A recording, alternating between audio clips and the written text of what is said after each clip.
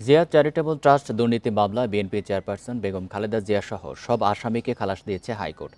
রায়ের পর দুদক আইনজীবী জানান, মামলার নথিতে বিএনপি চেয়ারপারসনের বিরুদ্ধে ক্ষমতার অপব্যবহারের কোনো প্রমাণ নেই।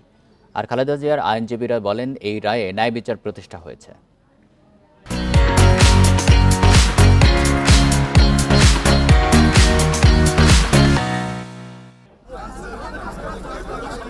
জিয়া চ্যারিটেবল ট্রাস্টের নামে অবৈধভাবে ৩,১৫,৪৩,০০০ টাকা লেনদেনের অভিযোগে খালেদা জিয়া সহ ৪ জনের বিরুদ্ধে ২০১১ সালে মামলা করে দুর্নীতি দমন কমিশন।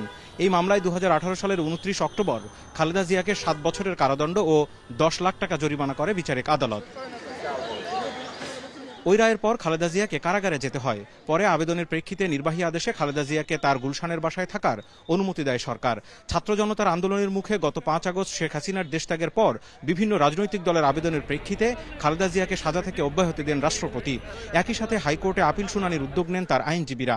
বুধবার খালেদা জিয়ার আপিল মঞ্জুর করে শুনানি শেষে মামলার সব আসামিকে খালাস দেন উচ্চ আদালত।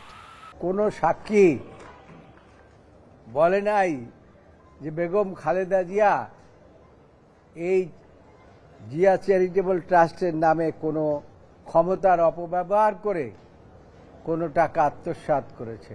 দেশনেত্রী বেগম খালেদা জিয়াকে রাজনৈতিকভাবে হয়রানি করার জন্য এবং দলকে ক্ষতিগ্রস্ত করার জন্য এই অসৎ উদ্দেশ্য নিয়ে মামলাটা দায়ের করেছিলেন।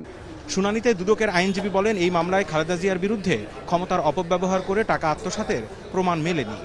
সুরাইয়া বেগম নামে যে কথাটা আসছে, যার প্রপার্টি, তাকে টাকা বেশি দেওয়া হয়েছে। যদি ক্ষমতার অপব্যবহার করার কথা হতো তাহলে কম দেওয়া হতো। অ্যাজ ওয়েল অ্যাজ 32 PW 32 যে ইনফরমেন্ট অ্যাজ ওয়েল অ্যাজ আয়ো, উনি বলে ফেলেছে যে এই সুরাইয়া বেগম হচ্ছে তারিক রহমানের চাচি শাশুড়ি।